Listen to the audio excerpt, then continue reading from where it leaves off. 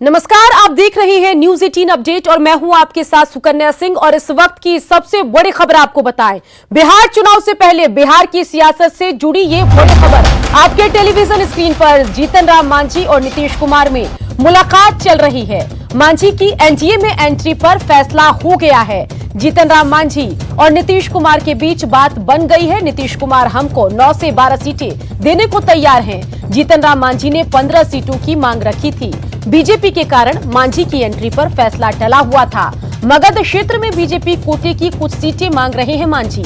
इस मुद्दे पर बीजेपी और मांझी के बीच बात चल रही है। तो इस वक्त की बड़ी खबर आपको बता रहे हैं, जहां जीतन राम मांझी और नीतीश कुमार की मुलाकात चल रही है। और सूत्रों के हवाले से जो जानकारी हम तक आ रही है, उस लिहाज से आपको बताएं कि इनकी एंट्री का रास्ता साफ हो गया है।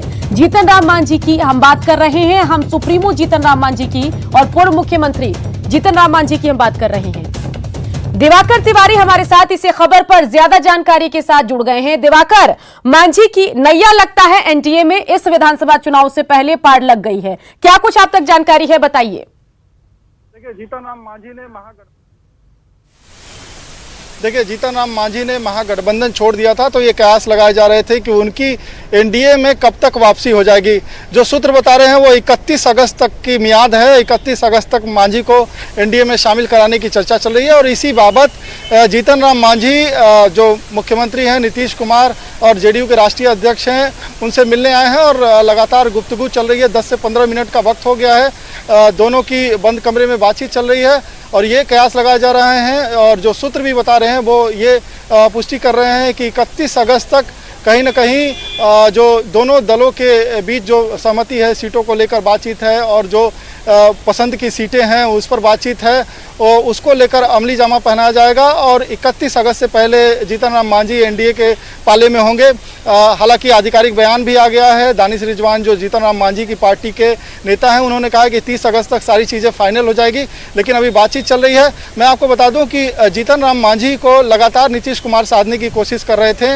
और 2019 में जब लोकसभा चुनाव हारे थे जीतन राम मांझी, और उसके बाद पहली इफ्तार थी, तो जीतन राम मांझी के इफ्तार में शामिल होने खुद पहल की थी नीतीश कुमार ने और वो शामिल हुए थे। उसके बाद लगातार जब फ्लोर पे मीटिंग हो रही थी, विधानसभा सत्र चल रहे थे, तो लगातार उनसे बातचीत चल रही थी। 16 मार्च को जब विधानसभा स्थगित की गई कोरोना संक्रमण की वजह से, उस दिन भी देर शाम जीतन राम मांझी नीतीश कुमार के आवास पहुंचे और उनकी बातचीत चल रही थी। फिर उसके बाद मर्जर की खबरें आई। इस पर जीतन राम मांझी ने आपत्ति जताई कि मर्जर नहीं करेंगे बल्कि अलायंस होगा, और इसी लाइन पे जीतन राम मांझी आगे बढ़ रहे हैं। जेडीयू की भी सहमति है कि जीतन राम मांझी को गठबंधन में शामिल कराया जाए। जीतन राम मांझी की एक और शर्त है कि अगर वो एनडीए में शामिल होते हैं तो एक मैसेज बड़ा होना चाहिए। लिहाजा जो सहयोगी दल है बीजेपी, जो केंद्र में बड़े भाई के किरदार में है और यहाँ सहयोगी है, बीजेपी के भी प्रभारी या प्रदेश अध्यक्ष दोनों में से कोई एक की मौजूदगी होनी चाहिए। सीटों की रही बात, तो 9 से 12 सीटें जो जीतन राम मांझी दावेदारी किए थे, उसमें 9 से 12 सीटें उनके पक्ष में जाती दिखाई दे रही है। हालांकि उन्होंने 15 सीटों की दावेदारी की थी, और 15 सीटें वही सीटें हैं जो मगध प्रमंडल की हैं, यानी कि गया, जहानाबाद और जो अरवल के हिस्से हैं, औरंगाबाद के हिस्से हैं। इन इलाकों में मांझी का एक प्रभाव है और इन इलाकों में सीमित जनाधार है जीतन राम मांझी का। तो इन्हीं इलाकों में जीतन राम मांझी बातचीत कर रहे हैं। और मैं सीधे सहयोगी संजय से बात करूंगा कि लगातार संजय इस बात की नज़र रखे रहे हैं। संजय, लगातार आप जीतन राम मांझी के सियासी जो चलकदमी थी उस पर नज़र रखे रहे हैं। आज इस मुलाकात को किस रूप में देखा जाए? देखिए, निश्चित तौर पर जो पार्टी प्रवक्ता हैं वो भी इस बात को स्वीकार कर रहे हैं, और जो दूसरे नेतागण हैं, कि इस मुलाकात का कुछ मतलब निकाला जाना चाहिए। जिस तरीके से महागठबंधन छोड़ा था जीतन राम मांझी ने, उसके बाद से कयासों का दौर जारी था और लगातार इस बात की संभावना जताई जा रही थी कि जीतन राम मांझी आज नहीं तो कल एनडीए में शामिल होंगे। लेकिन जिस तरीके से कुछ दिन बीत गए, उसके बाद अटकलें चलने, क्या एनडीए में जीतन राम मांझी के लिए रास्ते जो है अभी खुले हुए नहीं हैं, क्या कुछ परेशानियां, लेकिन इन सभी अटकलों पर आज विराम लगता नजर आ रहा है। आज जीतन राम मांझी नीतीश कुमार से मिलने पहुंचे हैं, और जो सूत्र जैसा कि आपने बताया कि 9 से 12 सीट मांझी जो है वो रख सकते हैं डिमांड अपनी, और तमाम तरह की जो बातें इस पर अभी डिस्कशन चला, बंद कमरे में बात हो रही है जिसमें जदयू के और नेतागण हैं। जी, जीतन राम मांझी ये भी चाहते हैं कि जब औपचारिक रूप से एनडीए का हिस्सा बनाया जाए तो जो बीजेपी है प्रमुख पार्टी, उसके नेता वहाँ मौजूद रहें, उन्हीं की मौजूदगी में ही उनको शामिल कराया जाए। एक बड़ा मैसेज देने की कोशिश कर रहे हैं। और जो राइवलरी है एलजेपी और जीतन राम मांझी के बीच में, पर भी जो बहुत कुछ साफ किया जाए, और जिस तरीके से नीतीश कुमार से उनकी बातचीत चल रही थी वो बीजेपी को भी भरोसे में लेना चाहते हैं। देखिए, निश्चित तौर पर आप जो बातें हैं वो अपनी जगह है, लेकिन सब हमें ये नहीं भूलना चाहिए कि जीतन राम मांझी आज किनसे मिलने आए हैं। बीजेपी की बात सही कि बीजेपी के प्रेजेंस में वो शामिल होना चाहते हो, लेकिन मिलने आए किनके पास? नीतीश कुमार के पास, जो जेडीयू के राष्ट्रीय अध्यक्ष हैं। तो कहीं ना कहीं जीतन राम मांझी को यकीन है कि नीतीश कुमार उनकी बातों को सुनेंगे और एक कोऑर्डिनेशन जो है उसके साथ आगे बढ़ेंगे। इसलिए आज मुलाकात में भी प्रायोरिटी उन्होंने दी है नीतीश कुमार को। निश्चित तौर पर अगर वो अपनी मांग रखते हैं कि बीजेपी की नेता जो हैं वो भी जब वो एनडीए में शामिल हों, उनके प्रेजेंस में शामिल हों, तो इसमें कोई ऐसी कोई बात नहीं है। ठीक है, बीजेपी के नेता शामिल, लेकिन आज प्रायोरिटी उन्होंने नीतीश कुमार को दी है और चाहते हैं कि नीतीश कुमार के माध्यम से ही वो एनडीए में जाएं। जी, नफा नुकसान की बात करें तो अगर एनडीए में आएंगे तो एक परसेप्शन बड़ा होगा, 4 दलों का गठबंधन होगा, लेकिन ये बातें लगातार सियासी गलियारों में चर्चा का विषय बनी हुई है कि जीतन राम मांझी नीतीश कुमार को मजबूत करने के लिए आ रहे हैं एनडीए में, क्योंकि उनके संबंध जो दूसरे सहयोगी हैं एलजेपी, उनसे लगातार तल्खी वाले बयान चलते रहे हैं, संबंध खराब रहे हैं, खटास बढ़ती जा रही है। तो क्या नीतीश कुमार को एनडीए में रहते हुए जीतन राम मांझी मजबूत करेंगे? क्योंकि नीतीश कुमार के साथ तो वो बातचीत कर रहे हैं, बीजेपी का भी साथ चाहते हैं। देखिए, कितना मजबूत कर पाएंगे इसके बारे में फिलहाल कुछ नहीं कह सकता। निश्चित तौर पर इसके लिए हमें चुनाव परिणाम का इंतजार करना होगा, लेकिन ये बात सही है कि जिस तरीके से एलजेपी लगातार जदयू खासकर नीतीश कुमार पर अटैक कर रही थी, वैसे में आज जीतन राम मांझी अगर मुलाकात करते हैं नीतीश कुमार के साथ तो कहीं ना कहीं ये सुकून देने वाली बात खुद नीतीश कुमार के लिए भी है, जदयू के लिए है।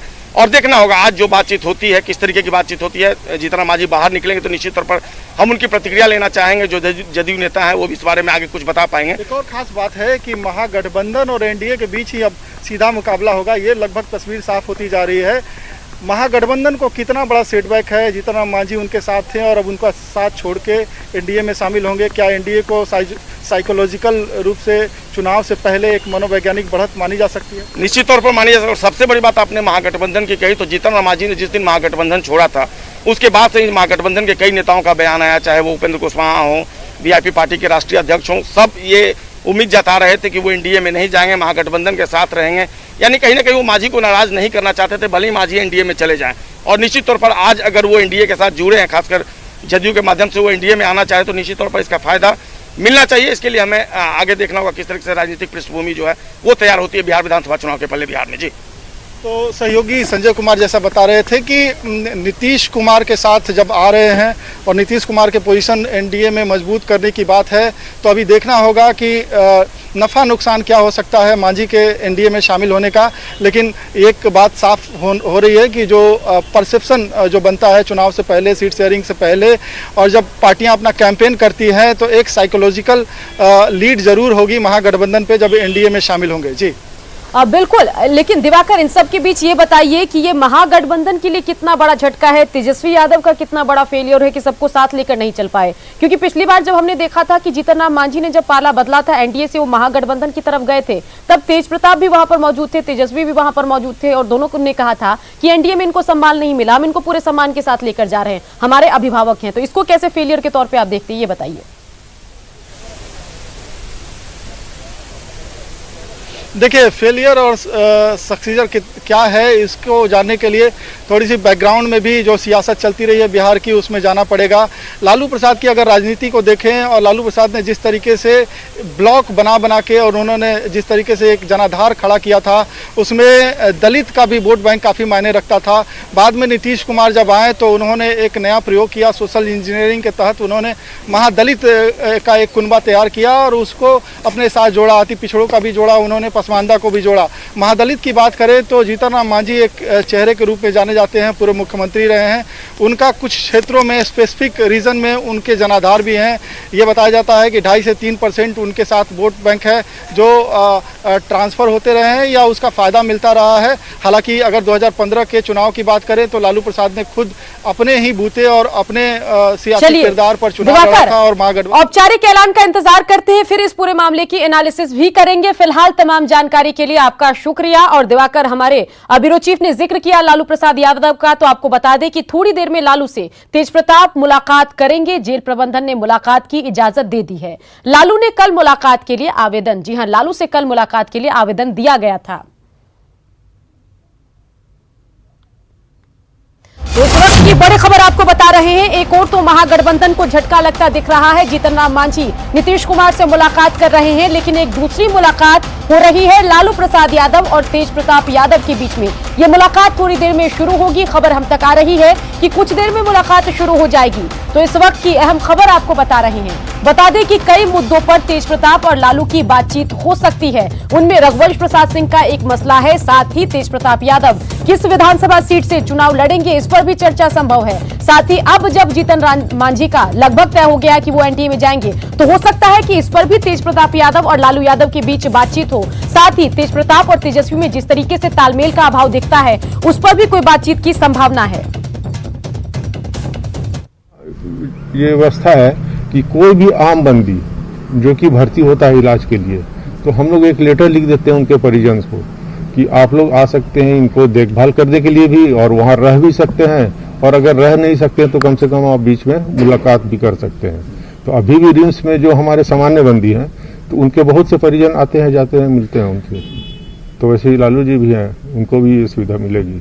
हमारे स्टाफ वहाँ पे 3 स्टाफ हैं, और वो लोग उनको जो भी फॉर्मेलिटीज है करके मुलाकात करवाएंगे। चलिए सीधा रुख करते हैं रांची का, जहां से हमारे संवाददाता उपेंद्र हमारे साथ सीधे जुड़ गए हैं। उपेंद्र, अहम मुलाकात होने वाली है रांची में और पूरे बिहार की इस मुलाकात पर नजर है। जानकारी आपके पास क्या कुछ है, बताइए।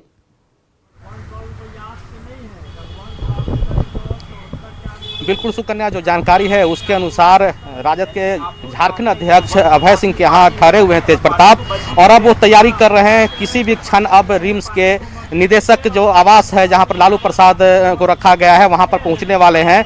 उनसे पहले तमाम जो कार्यकर्ता हैं बिहार से या फिर राजद के जो नेता हैं वो यहां पर आए हुए हैं आवास के बाहर में। हालांकि अब मुलाकात किसी को नहीं करने दिया जा रहा है, क्योंकि आज जो परमिशन मिला है वो विशेष मुलाकात के लिए वो तेज प्रताप को मिला है। लेकिन जो समर्थक हैं, चूंकि बिहार में चुनाव होना है और राजनीति गर्म है बिहार का, तो ऐसी स्थिति में सभी जो नेता हैं वो यहाँ पे पहुँच रहे हैं। हम बात करने की कोशिश करते हैं। आप कहाँ से आए हैं? हम रोहतास जिला नोखा विधानसभा क्षेत्र के हैं। मेरा नाम है चंद्रदीप सिंह यादव, सीडी सिंह नाम लोग कहता है। और पूछिए आपका। आज मुलाकात हो रही है तेज प्रताप और लालू जी में। जिस तरह से बिहार की राजनीति में रघुवंश बाबू को लेकर जो लोटा और समुद्र और लोटा का पानी कहा है, क्या लगता है आपको? बात तेज प्रताप नहीं बोला है रघुवंश बाबू को कि 1 लोटा पानी है। वो तो उस पार्टी से कुछ लोग जाता है और आता है, तो कहा कि पार्टी तो बड़ी चीज है, कोई जाएगा कोई आएगा। 1 लोटा पानी अगर बड़ी पार्टी में से निकलिए जाए या समुद्र से या गंगा से, तो कोई फर्क नहीं पड़ता है। तेज प्रताप ये नहीं कहा है कि 1 लोटा पानी है रघुवंश बाबू। मीडिया के लोग इसको फेर रहे हैं। आज जब लालू जी से मुलाकात होगी, क्या लगता है आपको तेज प्रताप को क्या बताएंगे लालू की? चूंकि राजनीति का समय है, अभी बिहार में चुनाव का समय है, बात को परख करके बोलना चाहिए। कुछ बताएंगे उनको? जी, उनको रघुवंश बाबू के बारे में बताएंगे। कोई कद्दावर नेता है, उनको इनके बारे में ही सब कि अच्छे हैं, उनके बारे में कुछ अनाप शनाप नहीं बोलना है। देखिए सुकन्या, रघुवंश बाबू को लेकर जो भी बिहार से नेता आए हुए हैं उनमें भी 2 तरह की राय है। एक का कहना है कि रघुवंश बाबू को लेकर तेज प्रताप को इस तरह के बयानबाजी से बचना चाहिए, जबकि कुछ लोगों का कहना है कि इस तरह का कोई बयान तेज प्रताप दिए ही नहीं है। लेकिन जो जानकारी है उसके अनुसार 2-3 जो मुद्दे हैं उस पर तेज प्रताप से लालू प्रसाद बात करेंगे। पहली बात, जो रघुवंश प्रसाद सिंह काफ़ी पुराने नेता हैं, पार्टी के उपाध्यक्ष रहे हुए हैं और केंद्रीय मंत्री भी रहे हैं, उनको लेकर के है कि तेज प्रताप को एक सबक सीख दी जाएगी कि इस तरह के बयानबाजी चुनाव से ठीक पहले महंगी पड़ सकती है राष्ट्रीय जनता दल के लिए, इससे वो बचें। दूसरा, जो विधानसभा का सीट है जिसमें नई सीट तलाश रहे हैं तेज प्रताप, हसनपुर जो कहा जा रहा है कि हसनपुर सीट हो सकता है, उसको लेकर के एक बातचीत होगी। साथ साथ बिहार में जिस तरह से एनडीए और महागठबंधन की राजनीति चल रही है उस पर भी लालू प्रसाद तेज प्रताप से बात करेंगे। जी बिल्कुल। तो आप तक उपेंद्र क्या जानकारी है, कितनी देर में तेज प्रताप यहां पहुंचेंगे? क्योंकि जैसा कि आप बता रहे थे कि किसी भी वक्त पहुंच सकते हैं। देखिए, हमारी बात हुई है अभी पार्टी के जो प्रदेश के अध्यक्ष अभय सिंह से, जो जानकारी, चूंकि काफ़ी देर रात पहुंचे हैं, 1:30-2 बजे के आसपास तेज प्रताप पहुंचे हैं रांची, लेट से उठे हैं। अभी जो जानकारी मिल रही है अब वो आने की तैयारी कर रहे हैं और उसके बाद अब किसी भी समय, चूंकि यहाँ से 10-15 मिनट का रास्ता है जहाँ पर वो ठहरे हुए हैं अभय सिंह के घर पे, चूंकि कोरोना के चलते राज्य में सभी होटल बंद हैं, इसलिए आवास पे ठहरे हुए हैं। तब वहाँ से 15-20 मिनट का समय हो सकता है जब जब तेज प्रताप अपने पिता से मिलने के लिए यहाँ पर पहुंचे। जी चलिए उपेंद्र, नजर बना के रखिए। तमाम जानकारी के लिए आपका शुक्रिया।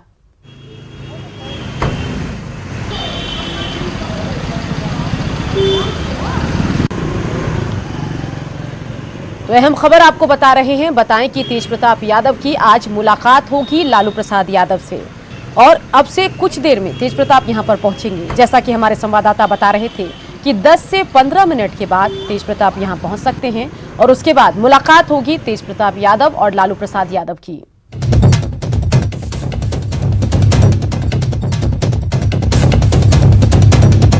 और इन सब के बीच बड़ी खबर, जहां बेतिया में पुलिस टीम पर हमला हुआ है। शराब के लिए छापेमारी करने पुलिस टीम यहां पर पहुंची थी और पुलिस कर्मियों से हथियार छीनने की कोशिश भी हुई। पथराव में कई पुलिसकर्मियों को चोट आई है। पथराव में पुलिस की गाड़ी का शीशा भी टूटा है। मौके पर बड़ी संख्या में पुलिसकर्मियों की तैनाती की गई है। बसवरिया अंबेडकर कॉलोनी की घटना आपको बता रहे हैं, जहां पुलिस तो पहुंची थी शराब माफियाओं पर कार्रवाई करने के लिए, लेकिन यहीं पर कुछ लोगों ने पुलिस टीम पर हमला कर दिया, साथ ही पुलिस की गाड़ी के शीशे भी तोड़ दिए। बसवरिया अंबेडकर कॉलोनी की ये पूरी घटना है। आप देखिए तस्वीरों में, जहां पुलिस टीम पहुंची है उसकी गाड़ी लगी हुई है और इसी गाड़ी पर हमला हुआ है, जिसमें गाड़ी के शीशे भी टूटे हैं।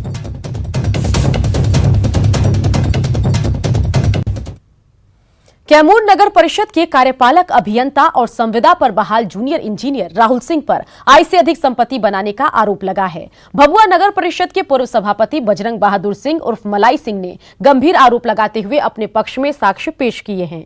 बजरंग बहादुर सिंह ने पूरे मामले की जांच के लिए कैमूर डीएम से लेकर सीएम और दिल्ली के ईडी कार्यालय तक को पत्र लिखा। बजरंग सिंह की माने तो 6 महीने में जूनियर इंजीनियर राहुल सिंह जहां 22 करोड़ रुपए का मालिक बन चुके हैं, वहीं कार्यपालक अभियंता ने भी करोड़ों का खेल खेला है। सवाल है कि एक संविदा पर बहाल जेई के खाते में नगर परिषद के करोड़ों की राशि का लेन देन कैसे किया गया। खैर, जेई के खाते में तो योजनाओं की राशि का लेन देन किया जाना समझ में आता है, लेकिन परिवार के साथ दोस्तों के खाते में करोड़ों का लेन देन कैसे हुआ। डीएम ने जांच का भरोसा दिया। जांच के बाद कड़ी कार्रवाई की बात भी कही। नगर परिषद के इस भ्रष्टाचार के उजागर होने के बाद देखना होगा कि कौन कौन से बड़े अधिकारी इस भ्रष्टाचार में शामिल हैं।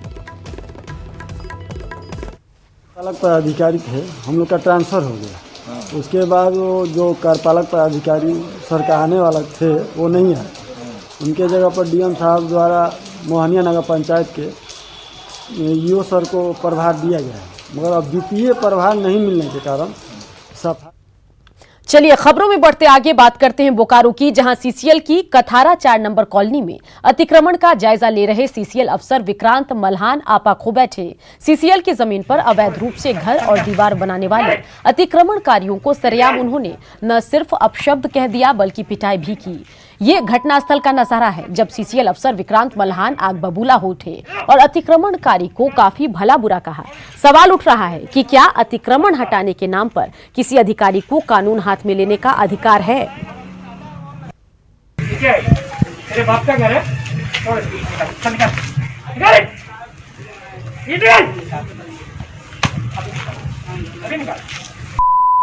कंस्ट्रक्शन करोगे तुम सरकारी जमीन पे, निकाल इसको।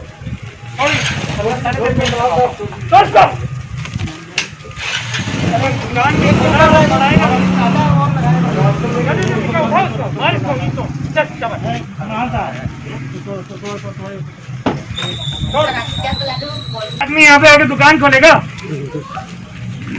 हाँ? तस्वीरें आपको दिखा रहे हैं, काली पैंट और नीली शर्ट में ये सीसीएल के अफसर हैं और यही आग बबूला हुए। लेकिन इसके बाद सवाल उठ रहा है कि जिस तरह की भाषा का ये प्रयोग कर रहे हैं, जिस तरीके से कानून अपने हाथ में ले रहे हैं, क्या ये जायज है? अगर कोई आपत्ति है तो उसके लिए कानूनी प्रक्रिया भी है। अफसर साहब को यहाँ आकर धौंस दिखाने की क्या जरूरत थी? दुकान खोलेगा यहाँ पे और होटल भी खोलेगा और खास 2 पैसे की नहीं है, सरकारी जमीन पे अतिक्रमण करेंगे।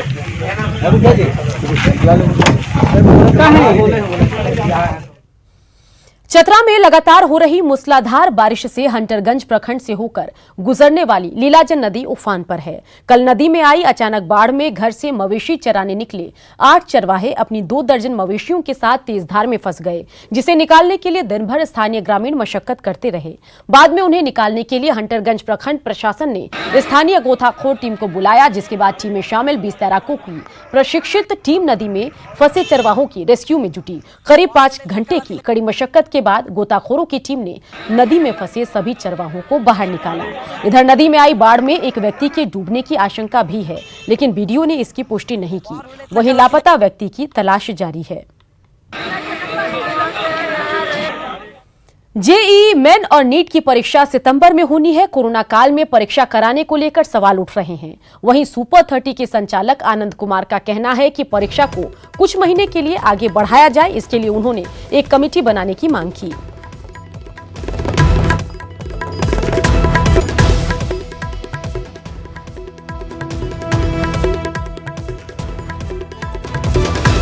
डाल सकते हैं, तो मेरा यही रिक्वेस्ट है सरकार से कि अच्छा होगा अगर कुछ महीने और बढ़ाया जाए, कुछ चीजें और नॉर्मल होने चाहिए, सामान्य होने चाहिए। जो पहले बीमारी थी, बीमारी का दौर था, कुछ चीजें कंट्रोल में हुई, थोड़ा और कंट्रोल होगा तो अच्छा होगा। मेरा गंगा की सहायक बाया नदी के जलस्तर में उफान से बेगूसराय के किसानों की कमर टूट गई। बछवाड़ा प्रखंड के बिशुनपुर दियारा इलाके में सैकड़ों एकड़ में किसानों ने मिर्ची की फसल लगाई थी, लेकिन पूरी फसल बाया नदी में विलीन हो गई। आलम यह है कि किसान कर्ज के तले दब गए हैं और जिला प्रशासन से मदद की मांग कर रहे हैं। सरकार से किसानों की मांग है कि आकलन कराकर मुआवजा दिया जाए। हमारे यहाँ मुख्य रूप से जो यहाँ के लोगों का जीवोपार्जन था इस सीजन में, वो था मिर्चाई, जो बुरी तरह प्रभावित हो चुका है। लोग मिर्चाई की खेती से काफ़ी उत्सुक थे, काफ़ी उम्मीद था, लेकिन वो सारे फसल यहाँ नष्ट हो रहे हैं, जिससे काफ़ी कठिनाई हो रही है। लोग काफ़ी मायूस हो गए हैं। लगभग 100 एकड़ मिर्चा हमारे यहाँ था और वो सबे प्रभावित हो गए। कुल मिला के कहा जा सकता है आर्थिक रूप से किसानों को बहुत परेशानी है। जी बिल्कुल, आर्थिक रूप से यहाँ के किसान काफ़ी तंगी झेल रहे हैं। निश्चित रूप से बाढ़ आती है तो अपने साथ समस्याओं का अंबार भी लाती है। अभी अगर देखा जाए तो दियारा क्षेत्र के सैकड़ों किसान जो हैं उनकी कमर टूट चुकी है, क्योंकि दियारा क्षेत्र के तकरीबन 100 एकड़ से भी अधिक भूमि पर किसानों ने मिर्चे की खेती की थी। साथ ही साथ अन्य फसलों का भी उत्पादन किसानों के द्वारा किया जाता था, लेकिन जैसे ही बाया नदी की पानी में जलस्तर में वृद्धि हुई, किसानों की कमर भी टूट गई, क्योंकि जितने भी मिर्चे थे या अन्य फसल थी वो गंगा में विलीन हो गई। अनुमानित लाखों रुपए का नुकसान हुआ है और निश्चित रूप से किसान अब कर्ज तले दब रहे हैं। स्थानीय लोग जिला प्रशासन से फसल मुआवजे या नुकसान का आकलन कर सहायता के लिए गुहार लगा रही है। संतोष कुमार, न्यूज़ 18, बेगूसराय। अरवल जिले के शहरी क्षेत्र और भीड़भाड़ वाले इलाकों में कोरोना से बचाव को लेकर मास्क जांच अभियान चलाया जा रहा है। नगर परिषद के कार्यपालक पदाधिकारी के निर्देश पर शहरी क्षेत्रों में यह अभियान युद्ध स्तर पर संचालित है। बिना मास्क लगाए और सोशल डिस्टेंस के नियमों का उल्लंघन करने वाले लोगों पर कार्रवाई की जा रही है। मास्क जांच अभियान के साथ साथ लोगों को जागरूक भी किया जा रहा है।